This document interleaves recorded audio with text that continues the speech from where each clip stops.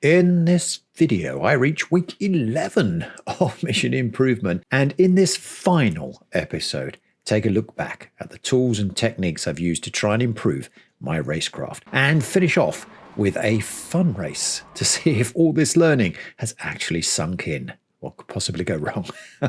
Let's take a look now from an older gamer's perspective.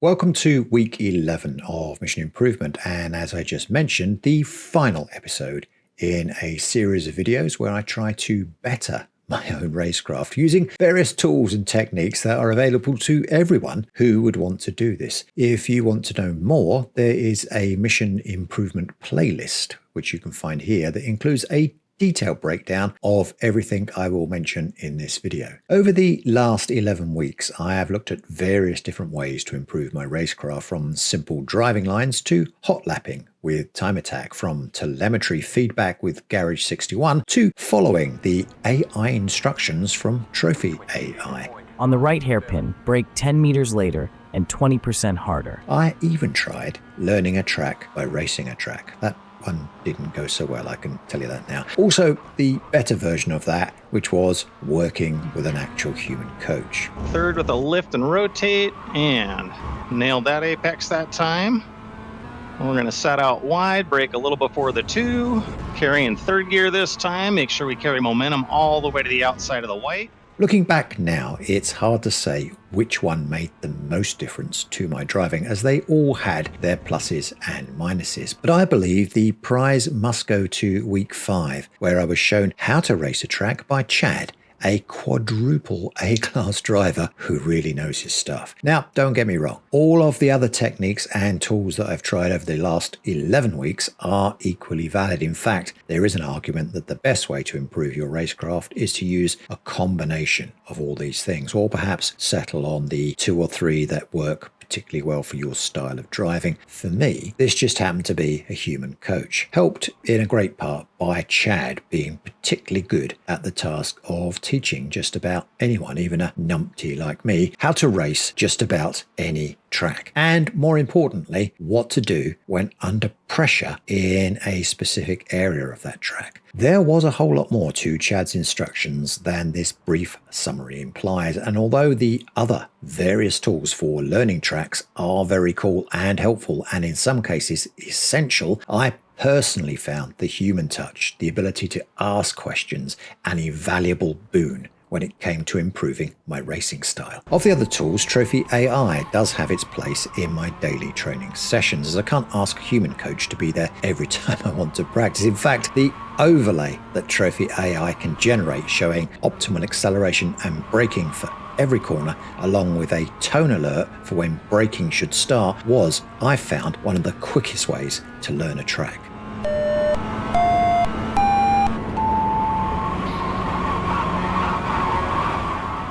And one of the best ways to practice it. Garage 61, on the other hand, had a different function in my daily practice routine, where I would use it to share my telemetry with members of the Older Gamers Discord group and take their feedback on my best lap times. This was a great way to fine-tune my lap times, eventually leading me to better qualification times and a more consistent lap time. From the tools provided by iRacing, I found the driving line to be the least useful. It has its place if you don't know a track and car combination at all, but I did find it played a little on the safe side. So if you want to start putting in fast lap times and be up there on the podium, this is probably not the ideal tool to use on a long-term basis. I certainly wouldn't have it on in a race. Time attack, on the other hand, is a feature in iRacing that I did find very helpful, to the extent that hot lapping can be a little dull. Practice time is always a little dull. But the leaderboard in Time Attack gave me an added incentive to run laps outside of race time. And I found myself putting in more practice laps in Time Attack than probably I would normally attempt. Otherwise, I would say my favorite practice tool in iRacing turned out to be the AI races. These are very easy to set up and allowed me to learn a track I wasn't familiar with simply by following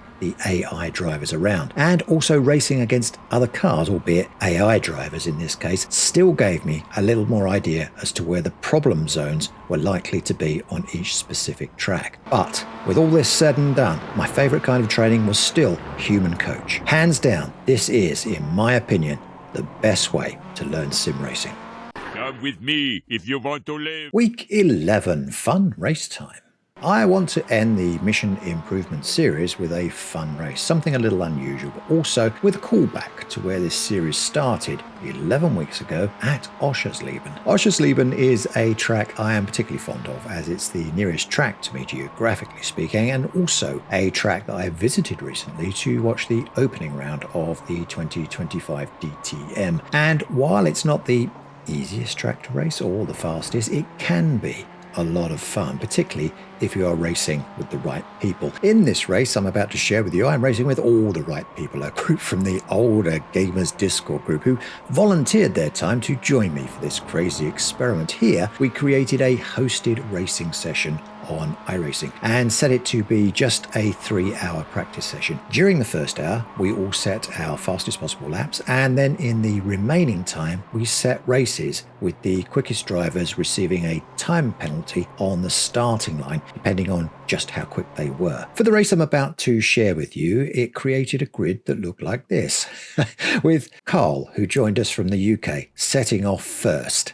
Then me in Germany setting off 5 seconds behind Carl, followed by Anthony from France leaving the grid at P3 4 seconds after me, and Stu, who raced at something absurd like 3 a.m. in the morning in Australia, at P4 leaving 3 seconds after Anthony. And lastly, Chad in America at P5, who left the grid 20 seconds after Carl set off due to his practice lap times being seriously fast. The question, of course, being asked in this event was, had I learnt enough to catch Carl, or indeed stay ahead of Chad, while fending off Anthony and Stu, and all the while trying to keep my car on the track? And all of this during a short 12-lap sprint race.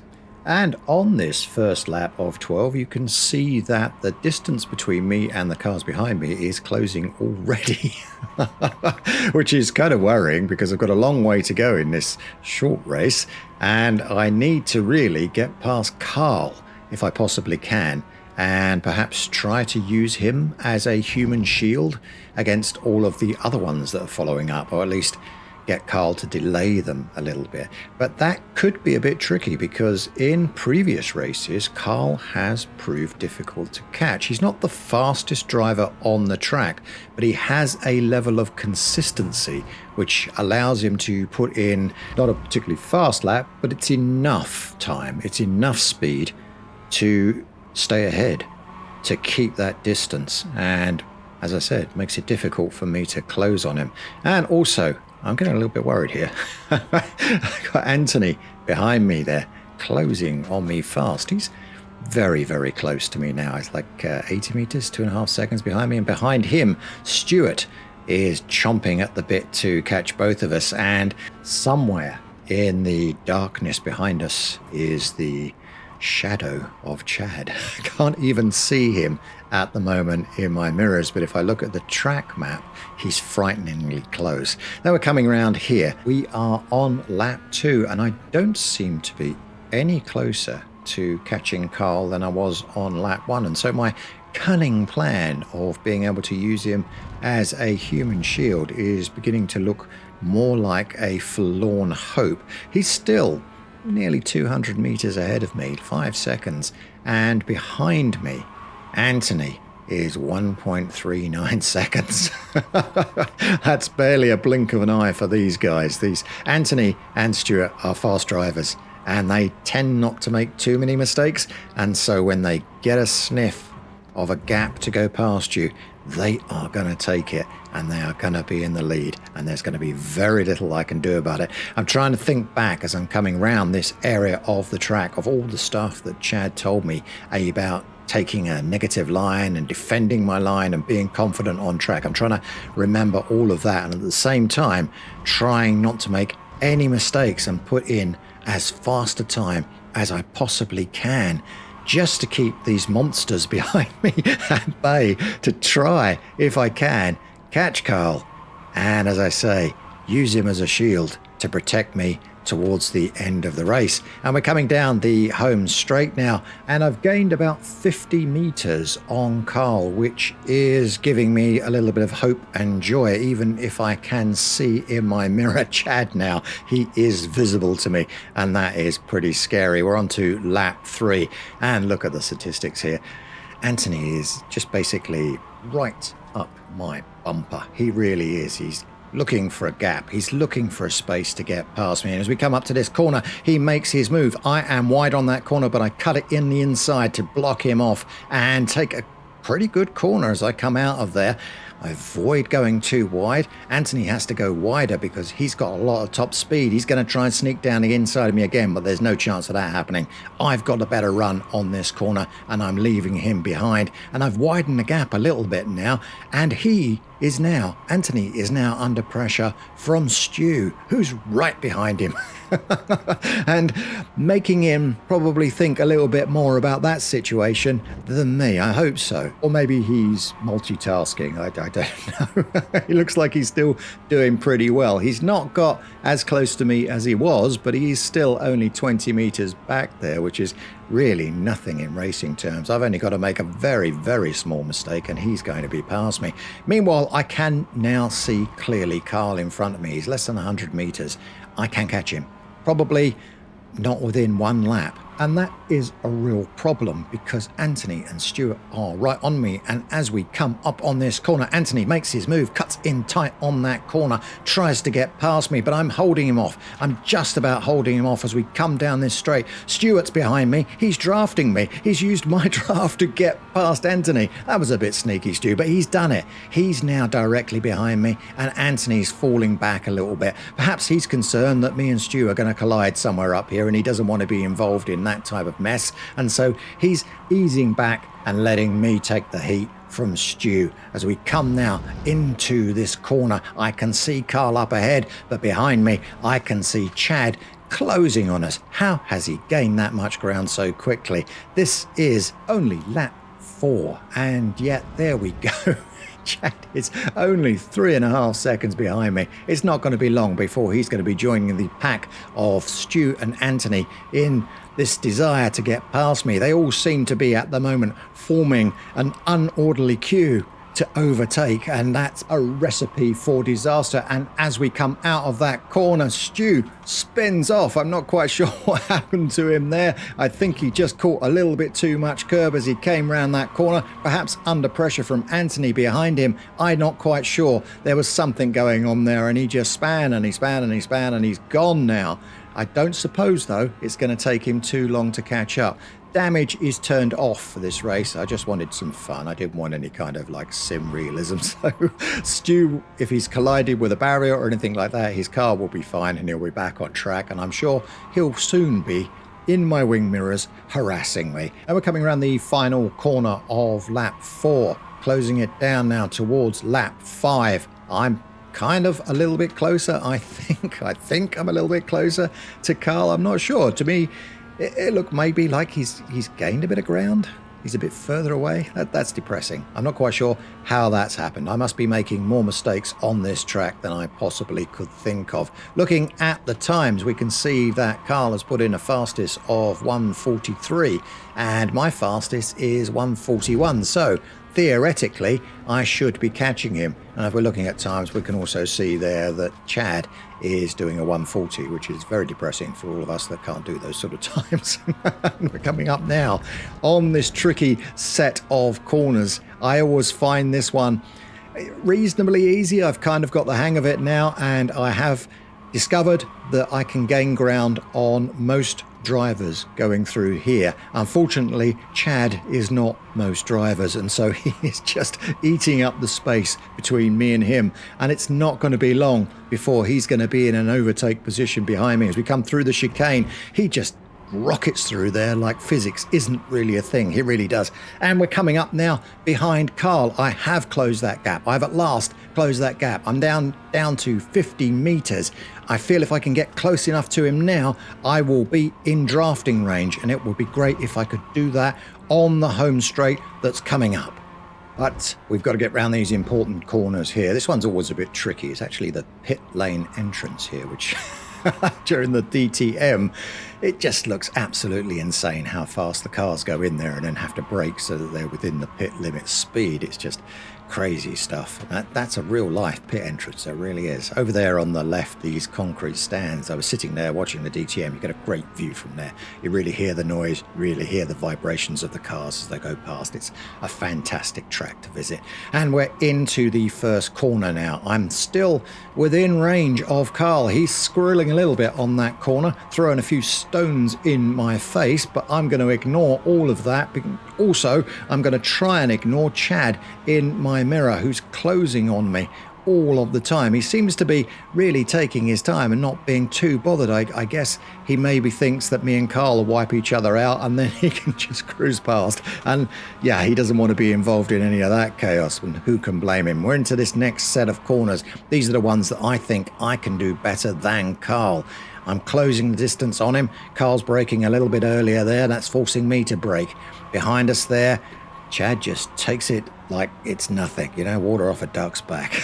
We're coming into the chicane, and yep, I'm a little bit quicker than Carl. I come out of that just perhaps a little bit faster than him, but guess who's even faster out of that chicane? Yes, he's behind me. He's yellow and green. He's Chad. He's catching me. He must be within drafting range of me. He really must be. As we come into these corners, I'm following Carl closely, perhaps a little bit too closely, because Carl takes an off track there and I get a little bit as well, which gives Chad an even greater opportunity to come past me, but the bends are just a bit too tight and he doesn't make it. But here we are on the home straight now. We're heading into lap 7 and Carl takes a wide, deep corner there, giving me the perfect opportunity to get past him. He recovers nicely and we're coming down the home straight neck and neck with Chad chomping behind us on the draft. But as we come into the corner, I've just got the edge on Carl. He doesn't risk it, he backs off,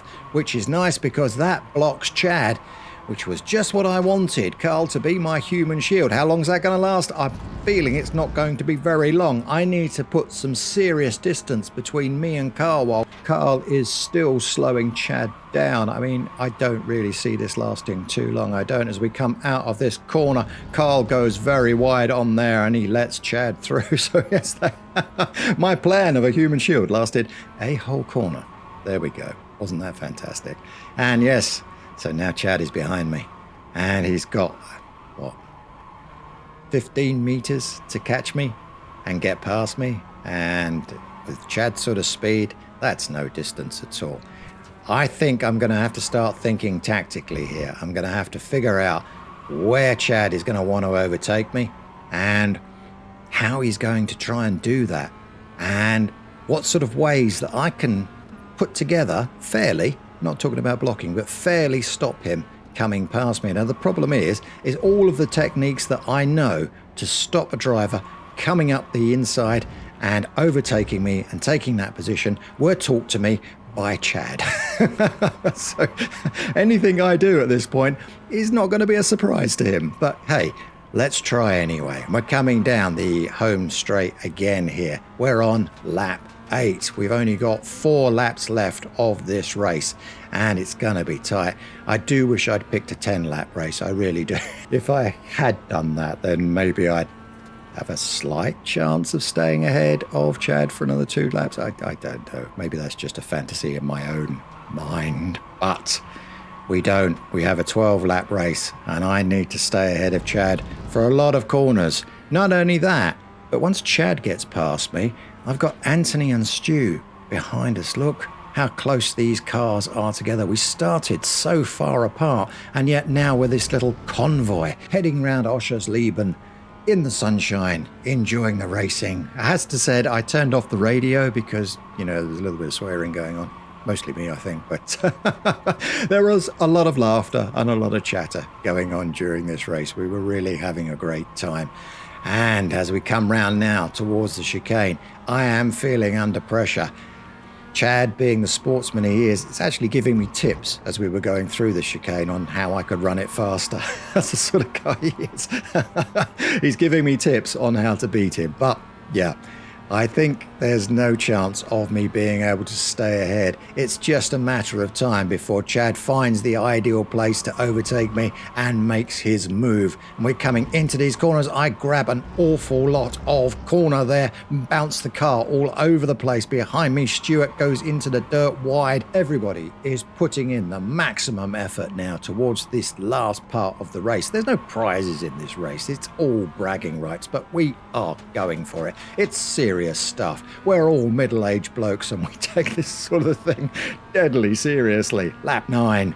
Lap 9. We've got 3 laps ahead of us. Look, Chad is biting at my draft. He really, really wants to get past me, and I'm making a fatal mistake on this corner. Right out towards the hotel. What was I thinking? I've left the door wide open and Chad says, thank you very much, I'll take that, and come through. But it's not over yet. I feel if I can take this negative line, I can get down the inside of Chad and push him wide. If I can push him wide, that gives me a faster line out. And yes, I retake that position. In the background there, we've got Carl coming to the drama and spinning out and crashing into the barrier. But no worries, no damage. Don't forget, no damage in this race. So he can come back on track and finish the race. Behind me, Chad is, he's overtaken me once, and I've defended that line once. Can I keep doing it? I've got another 3 laps. I'm not sure my luck is going to hang on for me for that long as we come through the chicane now. Everybody is very, very close. We've got Stuart ahead of Anthony now, coming up fast on Chad. We've got Chad basically sitting in the back seat of my car as we come down to a set of corners that I find particularly tricky because I usually end up in the dirt here or I hit the pillar, and this time I go way too wide and I'm right out there in the sand. I'm surprised that the officials didn't ask me if I wanted a Coke and a hamburger as I went past. I was so deep into the ground there. But I managed to bring it back on track and Chad is still not past me. I don't think that situation is going to last for much longer as we come down the home straight now. We are heading into lap number 10. I am still in the lead, but I have all of these cars behind me. I feel like I've just waded into deep water and found it's infested with piranhas, and they're all sizing up my legs and deciding which part of me is going to be dinner. I really don't have too much chance here. These 3 drivers are just fantastically fast and fantastically talented. And we come into this corner now. I keep it tight, negative line, holding Chad off, forcing him wide. He's out there on the bumpers, but he's forced me onto an inside line and taken the position for me, and Stuart tries to do the same, but I managed to fend him off as I take this negative line straight into these hard set of corners. Stuart and Anthony right behind me now as I try to catch Chad, see if I can get that position back, but he's already making distance on me. Look, he's just a few seconds ago he overtook me and now he's 15 meters ahead of me.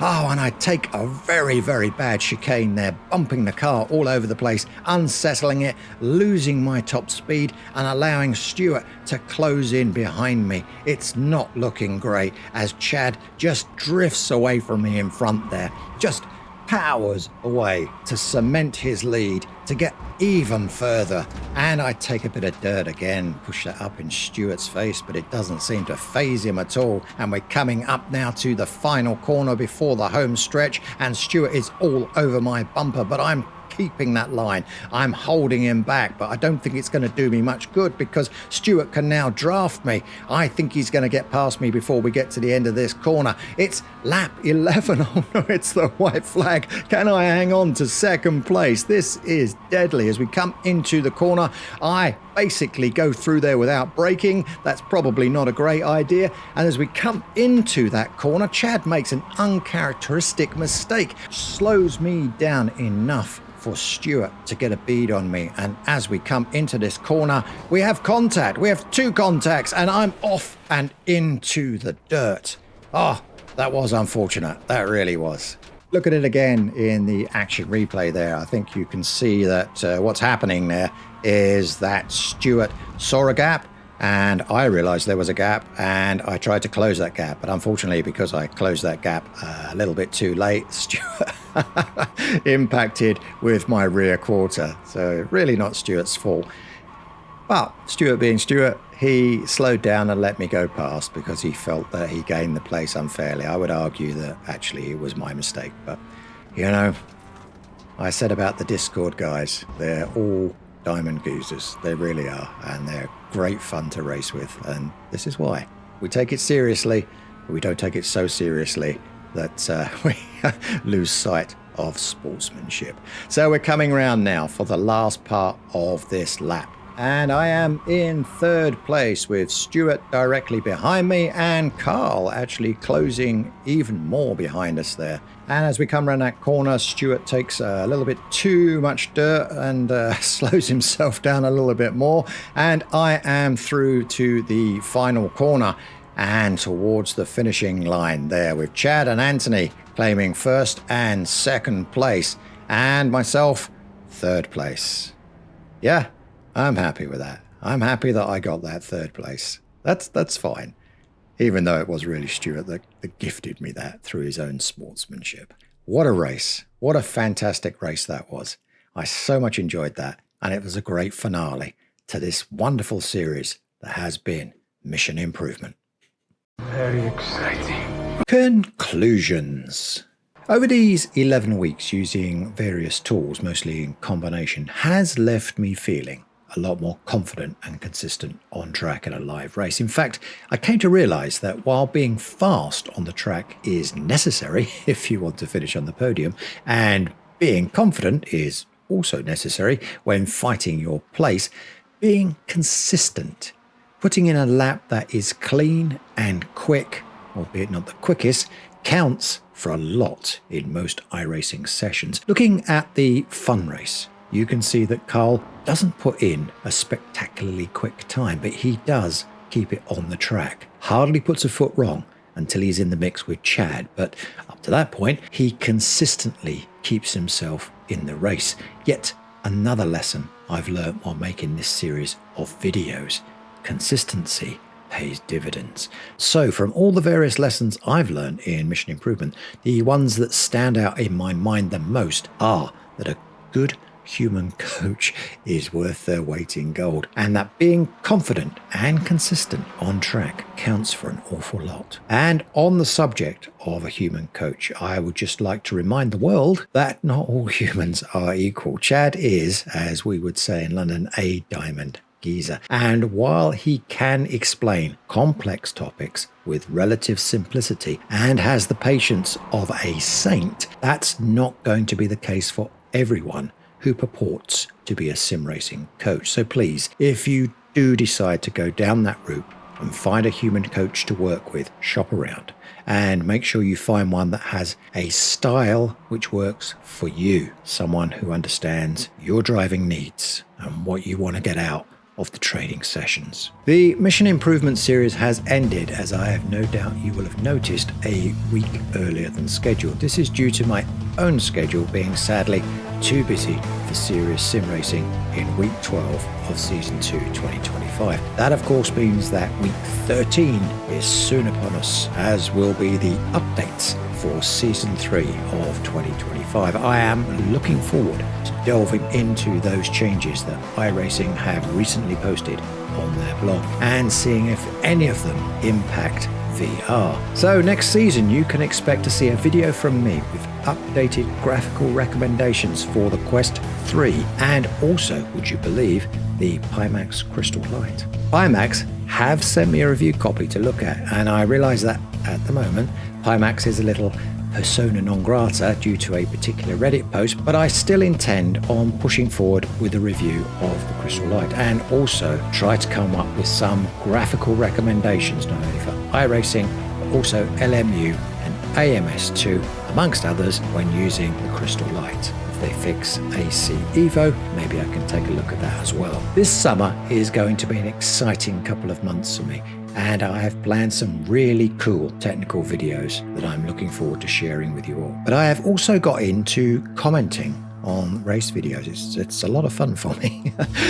During this season, I've really begun to discover that I enjoy it so much. So I hope to also share a few of those over season 3. My thanks to everyone who has watched and contributed to this series. And to all those who have commented, advised and encouraged me. It has meant an awful lot to get your feedback, and it has meant an awful lot that so many of you have been willing to share in this wonderful journey that has been Mission Improvement. I hope you found this video helpful, and until the next one, race clean, and I'll see you on track. If you enjoyed this video, don't forget to click the like button, and if you haven't already done so, subscribe. Click the little bell icon if you want to be notified of any future videos.